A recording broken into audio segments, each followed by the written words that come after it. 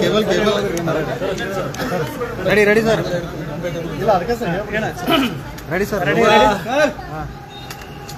ಇವತ್ತು ಮಹಾನಗರ ಪಾಲಿಕೆ ಮೇಯರ್ ಮತ್ತು ಉಪಮೇಯರ್ ಚುನಾವಣೆ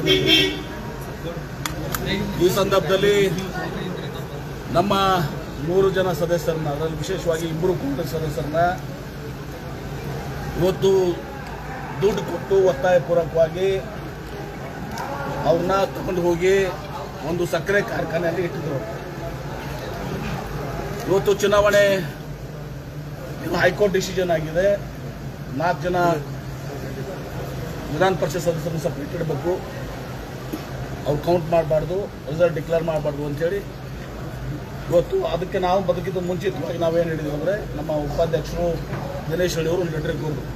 ಯಾರೂ ಕೂಡ ಸದಸ್ಯರು ತಮ್ಮ ಅಸೆಟ್ ಮತ್ತು ಲಯಬಿಲಿಟಿನ ಫೈಲ್ ಮಾಡಿಲ್ಲ. BBMP ಕೇಸ್ನಲ್ಲಿ ಈಗಾಗಲೇ ಯಾರು ಅಸೆಟ್ 1 ತಿಂಗಳಲ್ಲಿ ಅವರು ಅಸೆಟ್ ಮತ್ತು ಫೈಲ್ ಮಾಡಿದ್ರೆ ಅವರ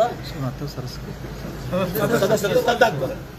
ನಾವು ಹೇಳಿದ್ದೀವಿ ಇದು ಹೈಕೋರ್ಟ್ನಲ್ಲಿ ಇರುವುದು ಒಂದು ಇಂಡಿಪೆಂಡೆಂಟು. ಇಲ್ಲಿ ಕಮಿಷನರು ಈಗಾಗಲೇ ಸರ್ಕಾರಕ್ಕೆ ಪತ್ರ ಕೊಟ್ಟಿದ್ದಾರೆ, ಇವರು ಸಲ್ಲಿಸಿಲ್ಲ ಇವತ್ತು ಸಹ ಅಸೆಟ್ ಮತ್ತು ಲಯಬಿಲಿಟಿ, ಹೀಗಾಗಿ ಇವ್ರ ಮೇಲೆ ಕ್ರಮ ಕೈಗೊಳ್ಳಬೇಕು ಅಂತೇಳಿ. ಸೊ ಹೀಗಾಗಿ ಇವರು ಸದಸ್ಯರಲ್ಲ, ಈಗ ಅಧ್ಯಕ್ಷರು ಉಪಾಧ್ಯಕ್ಷರು ಇದೆಲ್ಲನೂ ಕೂಡ ಇದು ಸರಿ ಇಲ್ಲ ಇವತ್ತು ಸಹ ಕಾನೂನಾತ್ಮಕವಾಗಿಲ್ಲ, ಮುಂದೂಡಬೇಕು ಅಂತ ಹೇಳಿದ್ವಿ. ಉಪಾಧ್ಯಕ್ಷ ಆದಾಗೂ ಕೂಡ ಅವರು ಓಟಿಂಗ್ ನಡೆಸಿದ್ರು, ಎಲ್ಲರೂ ರೆಕಾರ್ಡ್ ಮಾಡ್ತೀವಿ ಅಂತ ಹೇಳಿದ್ರು. ಎಲ್ಲರೂ ನಾವೆಲ್ಲ ಹೇಳಿದ್ರೆ ರೆಕಾರ್ಡ್ ಮಾಡ್ತೀವಿ, ಎಲ್ಲರೂ ಪಾರ್ಟ್ ಆಫ್ ತಗೋತೀವಿ ಅಂತ ಹೇಳಿದ್ರು. ತದನಂತರ ಉಪಾಧ್ಯಕ್ಷಕ್ಕೆ ಬಂದಾಗ ಅಧ್ಯಕ್ಷದ ಓಟಿಂಗ್ ಮಾಡಿಸಿ ಸಬ್ಮಿಟ್ ಇಟ್ಕೊಂಡಿದ್ದಾರೆ. ಉಪಾಧ್ಯಕ್ಷ ಬಂದ ಮೇಲೆ ಅವರು ಕೈ ಎತ್ತಿಸುವಂಥದ್ದು, ಪರನೂ ಕೈ ಎತ್ತಿಸಿದ್ರು, ವಿರೋಧನೂ ಅವರೆಲ್ಲರೂ ಕೈ ಎತ್ತಿದ್ರು. ಉಪಮೇಯರ್ಗೆ ಮತ್ತು ಪರ ಮತ್ತು ವಿರೋಧ ಕೈ ಎತ್ತಿರಲ್ಲ, ಸಂದೋಲ ಪ್ರಕ್ರಿಯೆ ಸರಿ ಇರಲಿಲ್ಲ. ಹೀಗಾಗಿ ನಾವು ಅದನ್ನ ಚುನಾವಣೆನ ನಾವು ರದ್ದುಪಡಿಸಲಿಕ್ಕೆ ಚುನಾವಣೆ ಈಗ RC ಅವರು ಅನೌನ್ಸ್ ಮಾಡಿ ಚುನಾವಣೆ ಮುಂದೂಡಲಾಗಿದ್ದೇವೆ ಅಂತ ಹೇಳಿದ್ದಾರೆ. ಸರ್, ಮತದಾನಕ್ಕೆ ಹಾಕೊಟ್ಟಿದ್ದಾರೆ ರವಿಕುಮಾರ್ ಅವರು ಹೇಳಿದ್ರು, ಹೈಕೋರ್ಟ್ ಮತದಾನಕ್ಕೆ ಹಾಕೊಟ್ಟಿದ್ದಾರೆ. ಅದು ಮತದಾನ ನೋಡಿ, ಅದು ಆಯ್ತು.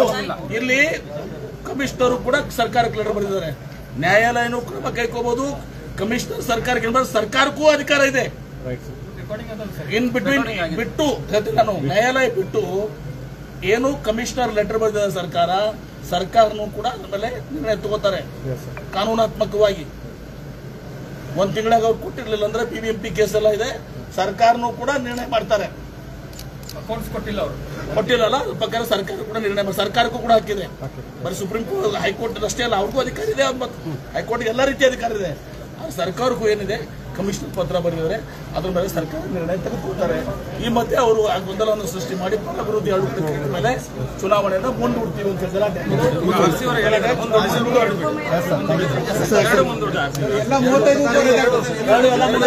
ಹೇಳಿದ್ರೆ